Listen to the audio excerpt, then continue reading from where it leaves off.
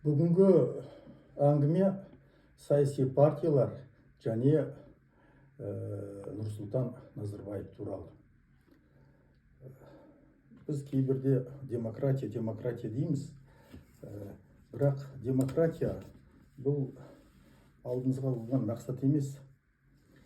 Демократия алдымызға қойған мақсатқа жеткізетін құрал. Демократия болу үшін саяси партиялар болу керек. Менің бір байқағаным, егер мемлекетте саяси партиялар мықты болса, яғни саяси партиялардың сайлаушылары көп болса, онда бұндай мемлекетте демократия дамып, бұндай мемлекетте парламенттік республика құруға әбден болады.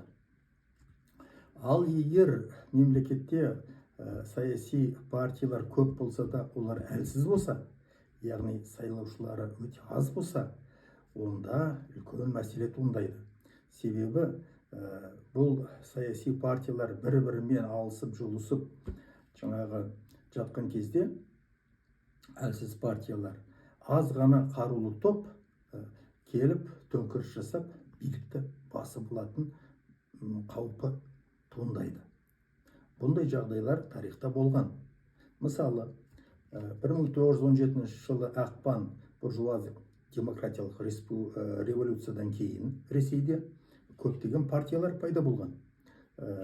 Анархисттар, монархисттар, кадеттер, эсерлер, тағы басқа ұлттық партиялар.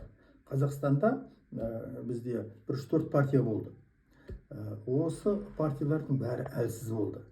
Ақырында 7 айдан кейін күзде аз ғана большевиктердің қаруланған тобы төңкеріс жасап, билікті басып алып, 74 жыл билікте болды. Бұл коммунистік мемлекет, сталиндік социалистік мемлекет 1991 жылы құлады. Бұл мемлекет коммунистік идеология, сталиндік, лениндік идеология негізінде құрылған болатын. Бұндай мемлекет тоталитарлық режимде жұмыс істейтін. Тоталитарлық режим бұл бір топтың билікке келіп, бүкіл қоғам салаларын бақылауға алып, тіпті адамның саналарын да бақылауға алып, бір қалыпты, бірдей қылатын адамдарды. Бір идеология, бір партия, бір мемлекеттік экономика, жекеменшік мемлекеттік, бәрі бірдей сөйлейді, бірдей ойлайды. Соны біз тоталитарлық режим дейміз. Сол тоталитарлық режим негізінде жаңағы құрылған мемлекет 1991 жылы құлады. Енді біздің Қазақстанға көшсек, сол 1991 жылы біздің Қазақстанда бір-ақ партия болатын. Басында құлаған кезде сол коммунистік партияның бірінші хатшысы Нұрсұлтан Назарбаев болатын.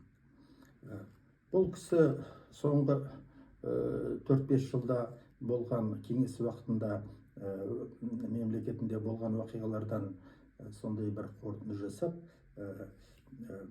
мына күзінде 1991 жылы коммунистік партиядан бас тартып, соны социалистік партия қылып, артынан өзі сол партиядан шықты. Бұл үлкен мәселе еді. Егер де Нұрсұлтан Назарбаев сол кезде ол кісінің авторитеті Қазақстанда үлкен болды. Егер коммунистік партияда қалса, сол идеология, коммунистік идеологиямен өмір сүрсе, біз үлкен бір трагедияға ұшыраушы едік деп мен ойлаймын. Бірақ Нұрсұлтан дұрыс бағытпен жүріп, коммунистік партия идеологиясынан, партиядан бас тартты. Бұл үлкен жетістік деп санаймын. Бірақ та біздің саяси жүйе партиялар өте аздың ол кезде, және әлсіздің. Сол 91 жылы сол коммунистік партия Қазақстанның ақыры сонда Серік болсын, марқұм Серік болсын Әбділдин төрелік етті. Бұл партия ана КПСС Москвадағы партияның филиалы санайтын өзін. Және коммунистік идеология, менің білуімше, бас тартқан жоқ. Бұл партия билікке келсе, үлкен мәселелер туындаушы еді. Екіншіден, 91 жылы менің есімде халық конгресі. Халық конгресі Олжас Сүлейменовтікі болу керек, бас болып. Тағы да бір қозғалыстар болды. Жалпы мынау партиялар 1993 жылдан бастап ақырын пайда бола бастады. Бірақ әлсіз еді. Мынау 1993-тен мысалы санағанда где-то 10 партиядан артық партиялар құрылған, өздері ешкім тимей-ақ өздерінен құлады. Міне список мен көрсетіп жатырмын, бұны мен интернеттен алғам. Енді мына көріп тұрсыздар, қаншама партиялар өздері жабылды. Енді Нұрсұлтан Назарбаев 1993 жылғы конституциядан бас тартып, партиялардың әлсіздігінен 1995 жылы қайтадан конституция қабылдадық.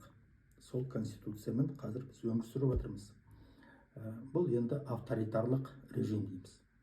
Бірақ та бет алысы дұрыстың. Мемлекеттің ең басты байлығы адам, оның құқығы, бостандығы деп біз көрсеттік. Демократиялық режим құруға ұмтылдық, осындай мемлекет деп. Осы бағытта біз авторитарлық режимде өмір сүрдік. Енді Нұрсұлтан Назарбаев билікте отырғанда жас қолынан келетін көзге түскен мынау жігіттерді билікке шақырып министрлік, вице-министрлік лауазымдарға қойды. Бірақ та 10 жылдан кейін бұлар бас көтеріп өздері партия құра бастады, билікке таласа бастады. Соны бастаған мына Мұхтар Әблязов. Оны 1998 жылы жаңағы Мұхтар Әблязовты энергетика министрі қылып қойған. Ол 1 жылдан кейін өзі бас тартып, мына Ғалымжан Жақиянов екеуі, мына демократический выбор Қазақстан дейді, соны сол қозғалысты басқарып билікке талас басталды. Бұл жаңағы қозғалысқа менің есімде кіргендер жаңағы жай адамдар емес, сол 60-61 жылғы жаңағы 91 жылы 30-дан аса бастаған жігіттер 40-қа келген, міне 10 жылдан кейін. Бұл жаңағы айттым, Павлодар облысының әкімі Ғалымжан Жақиянов, мына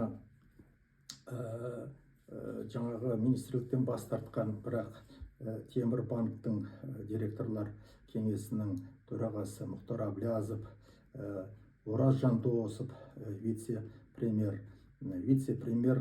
значит, мынау қорғаныс министрлігіндегі шатаспасам Жанат Ертлесова, еңбек министрі және әлеуметтік қорғау министрі Әлихан Байменов, мынау вице-министр қаржы жағынан мына Қайрат Келімбетов, мынау депутат болып жүрген Болат Абилов, осылар бәрі қосылып, осы жаңағы 2001 жылы осы қозғалысты бастап партия құрып, осындай билікке талас бастаған.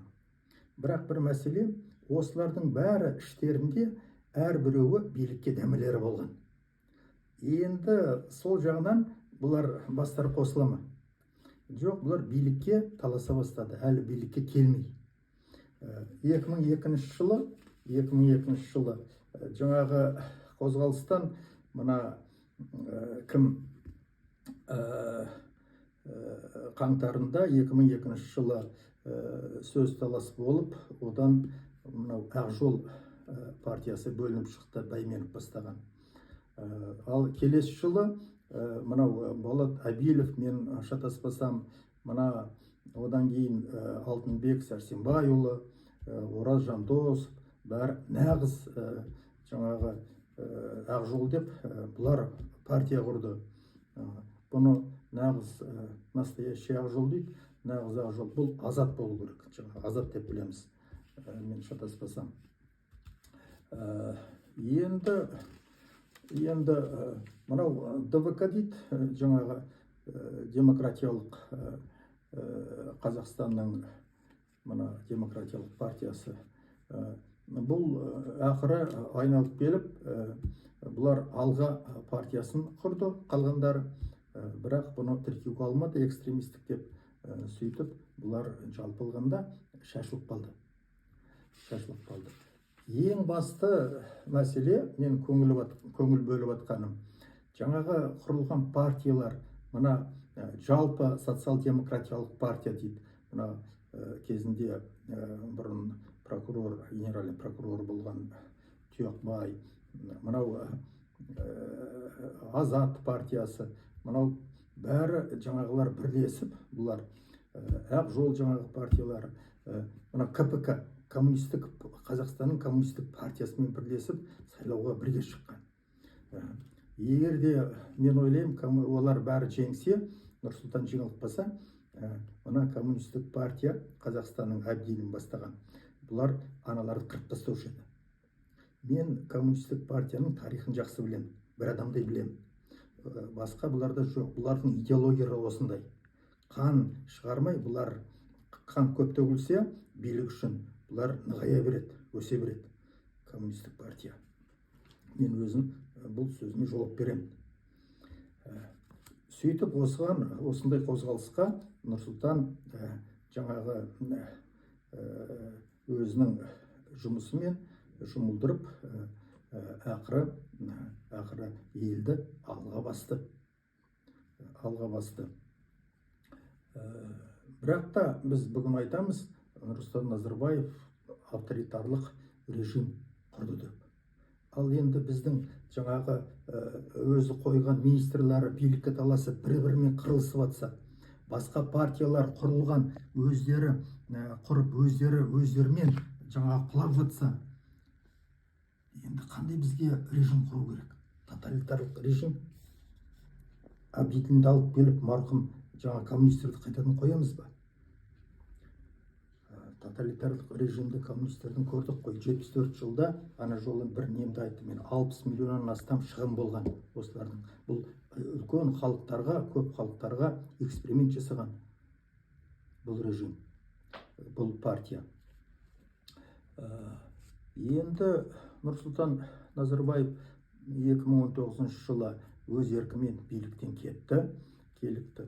Енді бұл кісі туралы не айтуға болады? Менің сол кісіге көзқарасым. Бұл кісі біріншіден ойы ұшқыр, ойын адамдарға анық жеткізеді, қысқа сөзбен.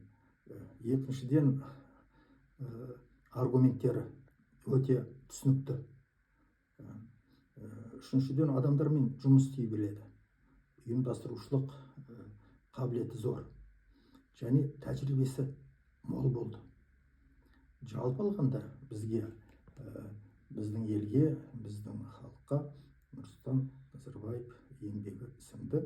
Соның арқасында біз осындай жағдайға жеттік. Қазір біздің қазіргі президентіміз Қасым-Жомарт Кемелұлы Тоқаев өткен мына құрылтайда айтты, ішкі жылдық өніміміз 300 америкалық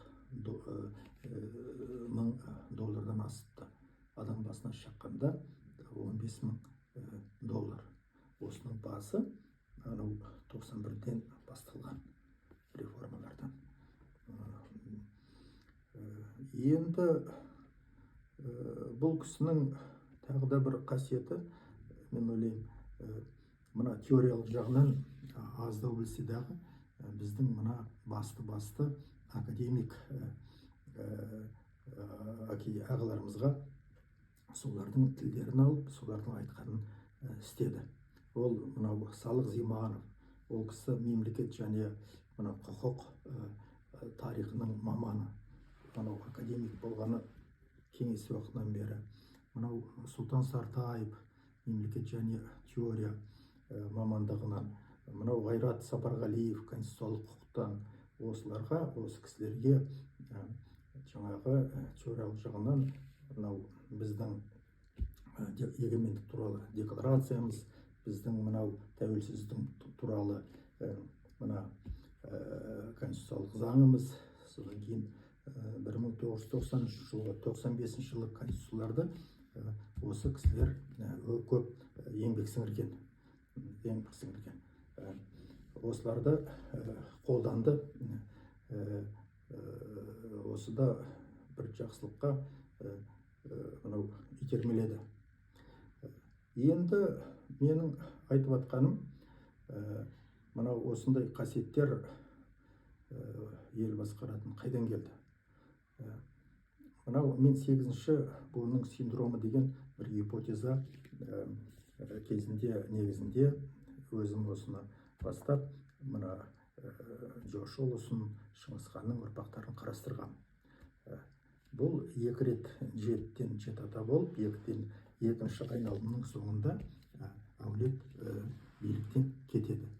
Міне мен мынау ашық баспада басылған мәліметтерге сүйеніп, мына Нұрсұлтан Назарбаевтың ата-бабаларының жаңағы схема таблицасын сыздым. Міне қарасаңыздар,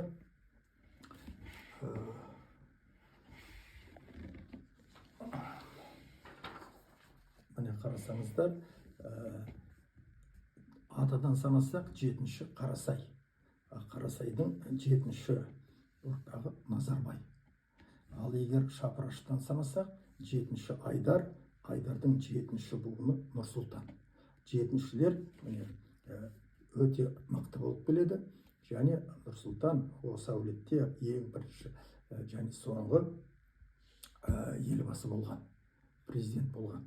28 жыл билікте отырды біздің елдің. Ал 8-шілер, міне балалары енді ашық көздерден менің тапқан осы жаңағы схемаға қосқан жаңағы осы адамдар. Енді қазір соңғы кезде менің айтатыным, кейбір адамдар айтып жатыр, мына вице-президент болады Дариға Назарбаева, сол үшін барлық реформа істеліп жатыр, тағы басқаларын айтып жатыр. Мен саясатпен айналыспаймын, бірақ та өзімнің осы 8-ші буынның синдромы деген гипотезам бойынша 8-шілер жалпы олардың бастары қосылмайды. Бұлардың мынау мінез-құлықтары, психологиялық типтері жаңағы өзінің несін жұлып алып, аз ғана жаңағы өзінің әлемін құру. Яғни мен мына әлемін құру, бұлар мемлекетті дамыту емес, мемлекетті құртатын адамдар жалпы. 8-ші буынның синдромы. Сондықтан жалпы мен осындай ойымды айтып отырғаным, осыны ескеруіміз керек деп мен санаймын.